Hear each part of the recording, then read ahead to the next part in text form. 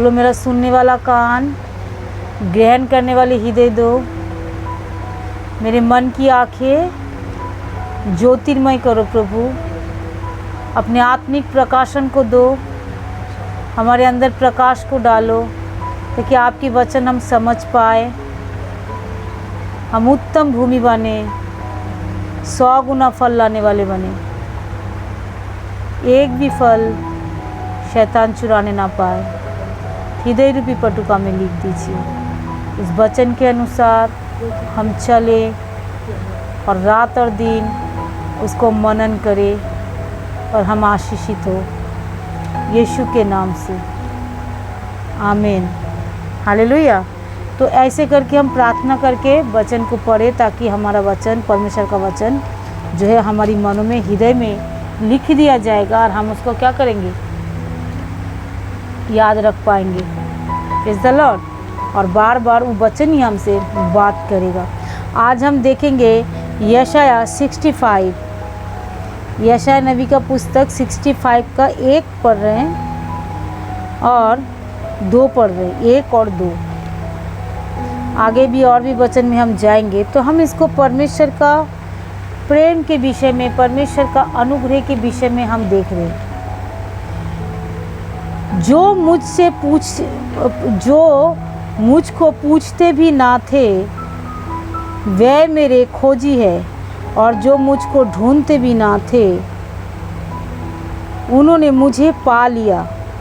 और जो जाति मेरी नहीं कहलाती थी उनमें से मैं भी कहलाती थी, उनमें से सभी मैं कहता हूँ, देख मैं उपस्थित हूँ। मुझे जो मुझे ढूंढते भी ना थे, जो मुझे पूछते भी ना थे, उन्होंने मुझे पा लिया। हालेलुया। और बोल रहे एक हठीले जाति के लोग, 2 पढ़ रहे,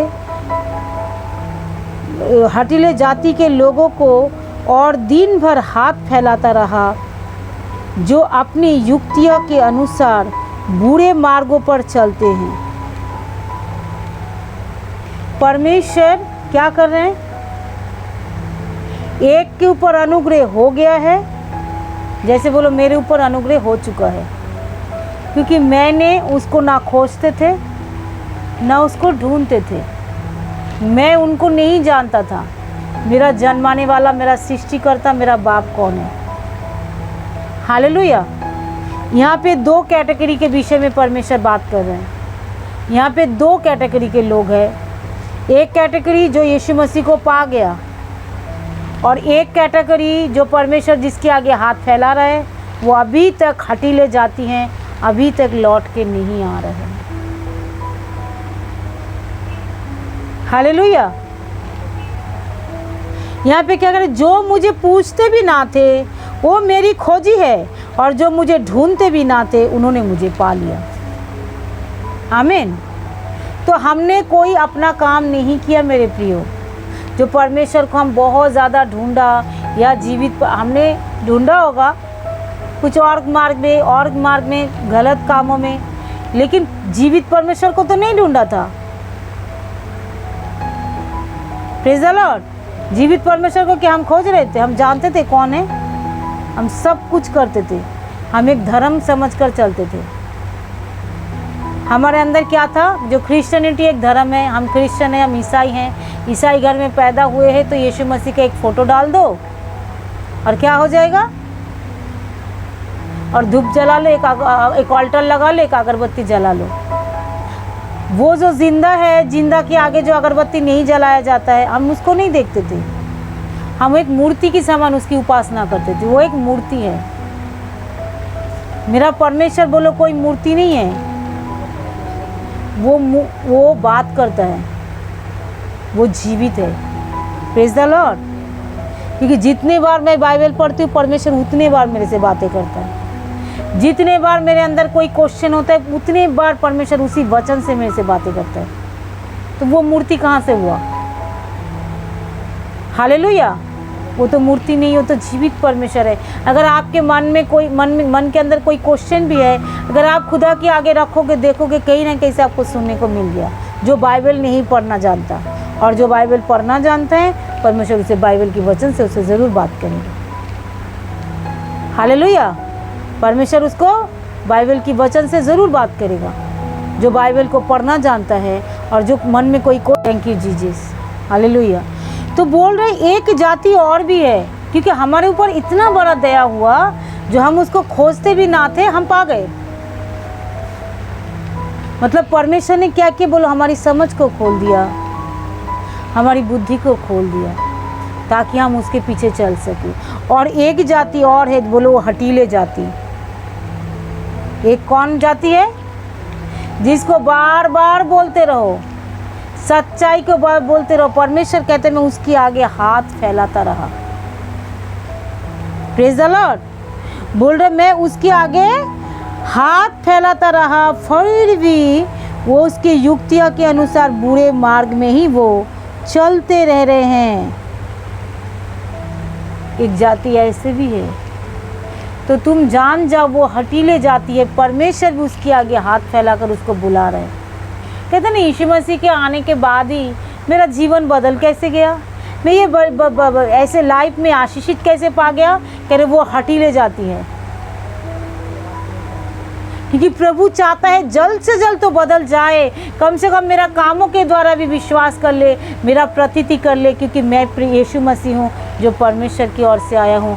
मैं जीवित परमेश्वर हूँ और जिंदा ही जो है वो प्रार्थना सुनी जाती है। मैं सबकी प्रार्थना सुनता हूँ, इसलिए तुरंत कर देता हूँ, क्योंकि परमेश्वर भी उसके आगे हाथ फैलाता रहा। वो हटीले जाती है और हटीले जाति को प्रभु उसके आगे हाथ फैलाता रहा, और देखो कुछ काम निकल गया और वो निकल पड़ते हैं। मतलब क्या? और किसी के जीवन में काम भी नहीं होता। एक वचन पढ़ता है उसकी जीवन बदल जाता है, एक सभा में आता है उनकी जीवन बदल जाता है, एक किसी का टेस्टिमनी सुनता है उनका जीवन बदल जाता है। मालूम है क्यों? क्योंकि वो हटीले जाति नहीं है और वो प्रभु को खोजने लग जाता है। उसके लिए वो ज़्यादा मेहनत करना नहीं पड़ता। दो कैटेगरी के लोग हैं, और एक के पीछे मेहनत करते जाओ, परमेश्वर खुद मेहनत कर रहे हैं। परमेश्वर क्या कर रहे हैं? खुद उनके पीछे मेहनत कर रहे हैं और उनके आगे हाथ फैला रहे।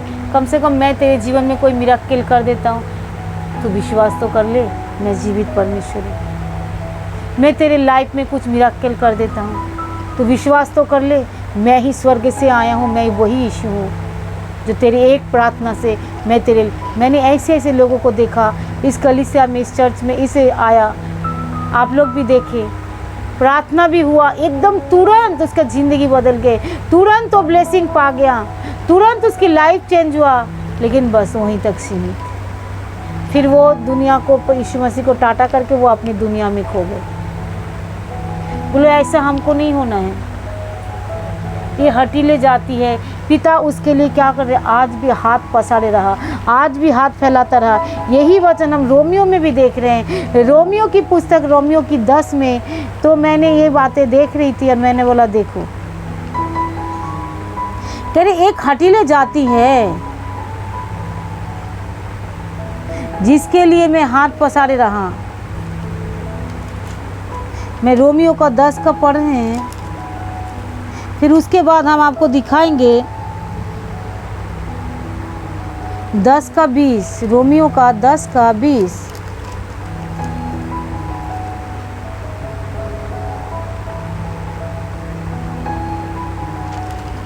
यशायाह ने बड़ी हियाव के साथ एक कहता है, जो मुझे ढूंढते भी ना थे उन्होंने मुझे पा लिया, और जो मुझे पूछते भी ना थे उन पर मैं प्रकट हो गया। परंतु इज़राइल के विषय में ये कहता है, मैं सारा दिन तेरे आगे हाथ एक आज्ञा, सारा दिन अपने हाथ एक आज्ञा ना मानने वाले और विवादी करने वाले प्रजा पर पसारे रहा। जो खाली विवादी करता रहता है, खाली क्वेश्चन ही ढूंढता रहता है, लेकिन वो परमेश्वर के पास नहीं आते। एक काम बच जाए, ठीक है, एक और बन जाएगा तब हम मानूंगा।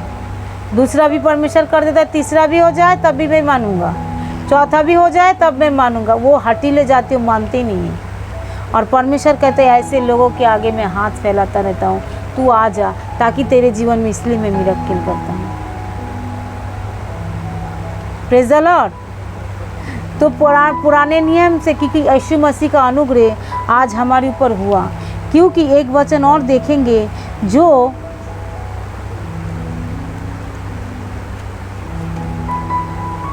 यूहन्ना का पुस्तक पढ़ती हूँ, यूहन्ना 4, तुम मुझ में बने रहो और मैं तुम में बना रहूं। जैसा डाली अगर द्राक्षलता में ना बनी रहे तो अपने आप फल नहीं सकते। मतलब कितनी अच्छे परमेश्वर कहा। परमेश्वर अपने हाथ क्यों फैला रहा? बोलो ताकि मैं फलवंत हो जाऊं, ताकि मैं आशीषित हो जाऊं। फलवंत का क्या मतलब है? आशीषित। देखो मेरा पिता का प्रेम मैंने सुबह महसूस कर रही थी। मैं बोला पिता आप इतने अच्छे हैं। कितने बार हम आपके हाथ को छोड़कर भागते, हम अविश्वास डाल देते, मन में ये आ जाता है, फिर भी आप अभी अविश्वास में हम बोल रहे तुम मुझ में बने रहो, ताकि तेरे अंदर अविश्वास ना आए। और मैं भी तुझ में बना रहूँगा। क्यों बना रहूँगा? ताकि जो तू मांगता है वो तेरे लिए हो जाए, जो तू चाहता है। देखो परमेश्वर हमारे बीच में, आज प्रार्थना लोगों के लिए बड़ा बोरिंग लगता है। ये तो बोरिंग है, बाइबल पढ़ना लोगों को बड़ा बोरिंग लगता है। बोलो मेरे प्रियो ये बोरिंग नहीं है, बोलो ये मेरे आशीष के लिए है। अगर कुछ भी हम मेहनत जितने कर रहे हैं ना, मेहनत करने के लिए किसी को मना नहीं है, लेकिन उस मेहनत करने से पहले अगर थोड़ी देर हम प्रार्थना कर ले तो मेहनत भी हमारे लिए क्या हो जाएगा? बोलो नॉर्मल हो जाएगा। मतलब उतना परिश्रम हमें करना नहीं पड़ेगा। वो आदम का श्राप हमारे सर पे नहीं है, लेकिन शैतान उस श्राप को बार बार हमारे ऊपर डालना चाहता है। तू परिश्रम करेगा तभी तू रोटी को खाएगा, तू बिना परिश्रम करेगा तो रोटी नहीं खा पाएगा। मतलब शैतान बार बार क्या करता है? उस श्राप को डालना चाहता है। परमेश्वर कहते हैं परिश्रम करो, लेकिन उस परिश्रम में क्या हो? बोलो स्मूथ, मतलब बड़ा हल्का। थोड़ा करेंगे ज़्यादा काटेंगे, थोड़ा बोएंगे ज़्यादा मिल रहा है। मतलब ये है परमेश्वर का आशीष। Praise the Lord. लेकिन इसीलिए परमेश्वर ने कहा तू मुझ में बना रहे, ताकि जो आशीष मैं तुझे देना चाहता हूँ। आज कई बार शैतान इसी वचन को उल्टा ले लेता है। मैं तो परमेश्वर का प्रार्थना ही नहीं करता, मैं तो कुछ कर नहीं सकता, तो परमेश्वर मुझ में कैसे बना रहेगा? मैं उसके अंदर कैसे बना रहूँगा? मैं तो कुछ कर नहीं पाता, मैं तो इतना धार्मिक नहीं हूँ, मैं तो इतना अच्छा नहीं हूँ। बोलो हम कोई भी ऐसा नहीं है, चाहे कितने बड़ा प्रॉफिट हो, कितने बड़ा पास्टर हो, कितने बड़े विश्वासी हो, कितने बड़े परमेश्वर की चुने हुए हो, एक भी धर्मी नहीं है। हालेलुया। तो हम सब एक ही कैटेगरी के अंदर आते हैं। एक भी धर्मी नहीं है, बाइबल बताती है, और ये सत्य है। लोग अपने आप को चेक करेंगे और बताएंगे, वो जानेंगे सचमुच मैं कहाँ धर्मी थी। नहीं, मैं धर्मी नहीं हूँ। तो मेरा परमेश्वर का वो अनुग्रह हुआ, जो मुझे पूछते भी ना थे, जो मुझे ढूंढते भी ना थे, उसने मुझे पा लिया। मतलब परमेश्वर की बड़ा अनुग्रह मुझ पर हुआ, जो मैं धर्मी बना दी गई हूँ। Hallelujah, hallelujah, praise the Lord.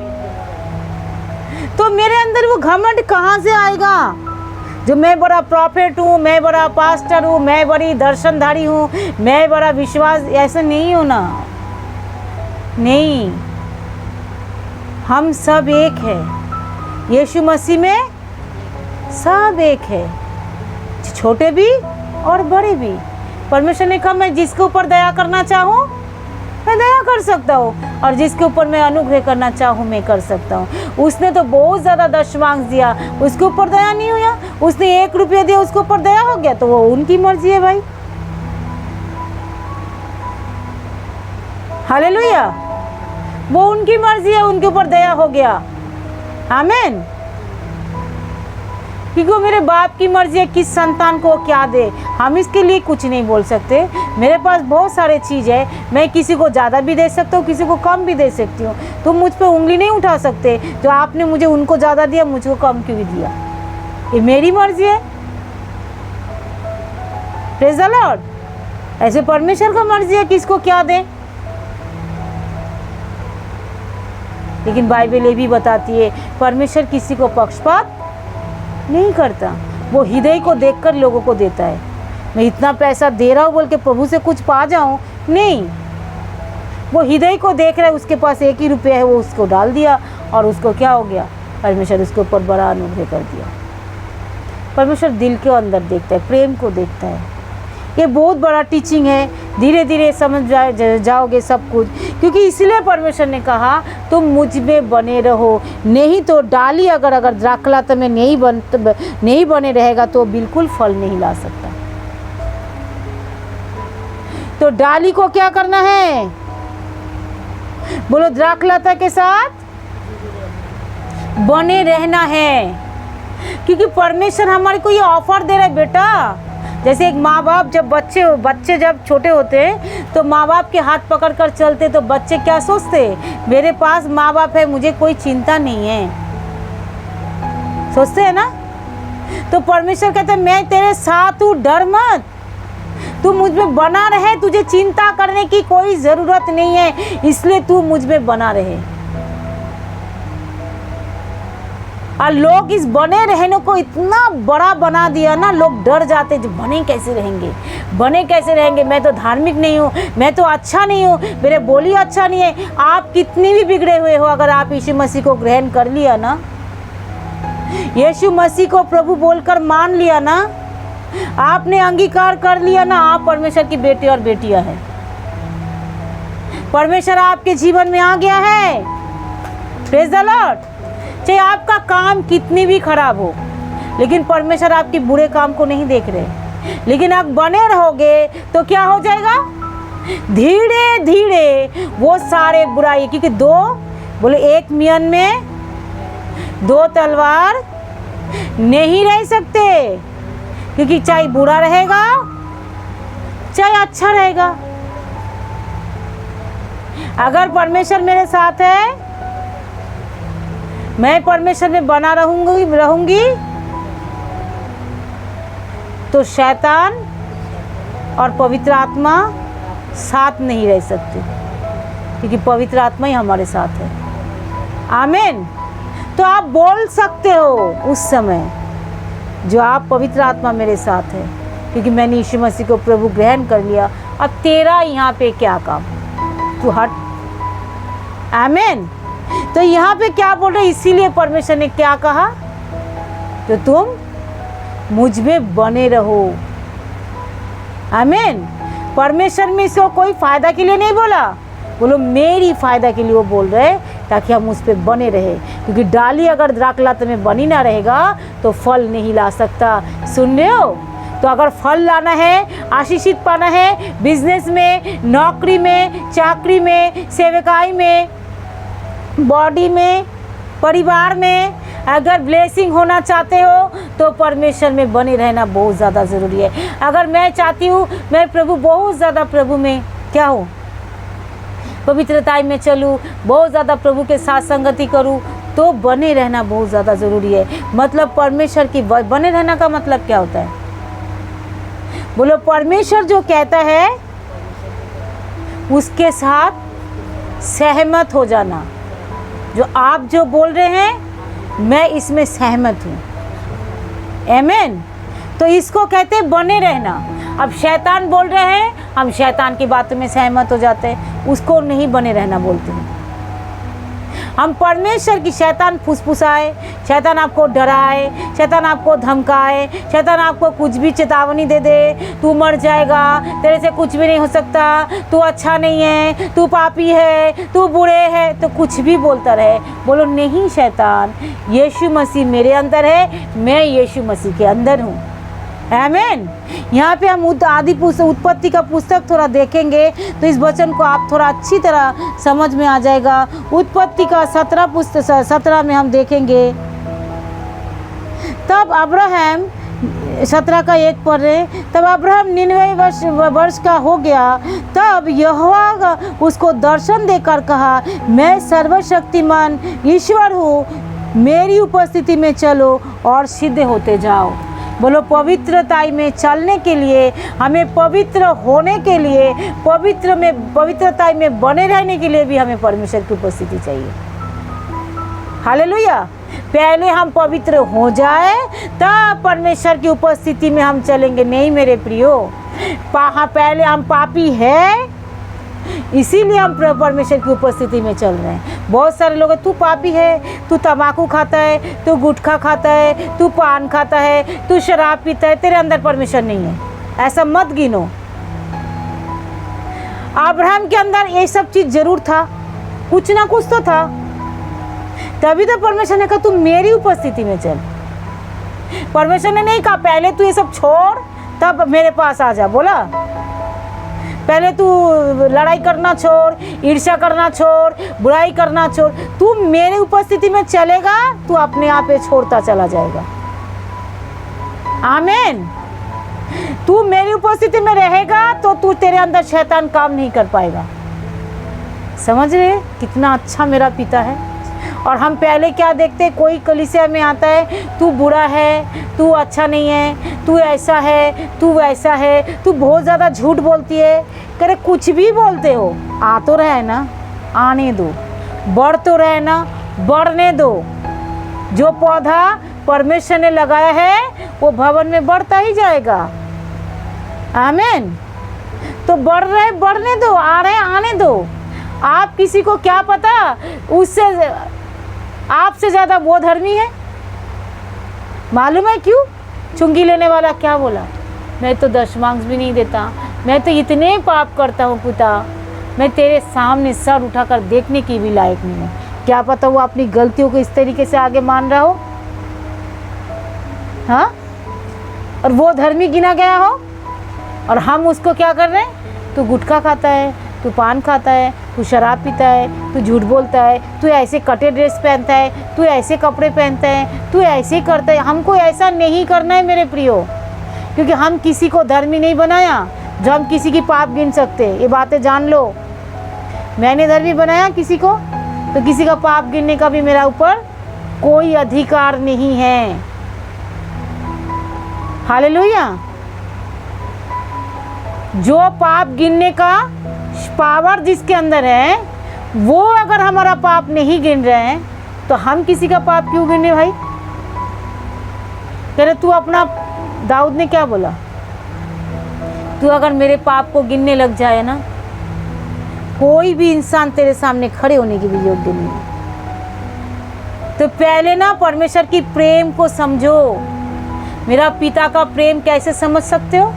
मैं कैसी थी, मैं ही समझ जाती हूँ। जब किसी को मैंने जज करने की बारी आता ना, हम बड़ा जज बन जाते ना, ये अच्छे नहीं है, वो बुरे हैं, सभी होते, सब मनुष्य के अंदर ये विचार आ जाते हैं। तो जब जज बनने की बारी आती है ना, तो मैं ना कई बार पवित्र आत्मा ना मुझे अपने आप को चेक कराता है, तू कैसी थी? मैं बोला हाँ प्रभु, मैं भी तो इससे भी बेहतर थी। तो जब तू बदल सकती तो ये भी बदल सकता है।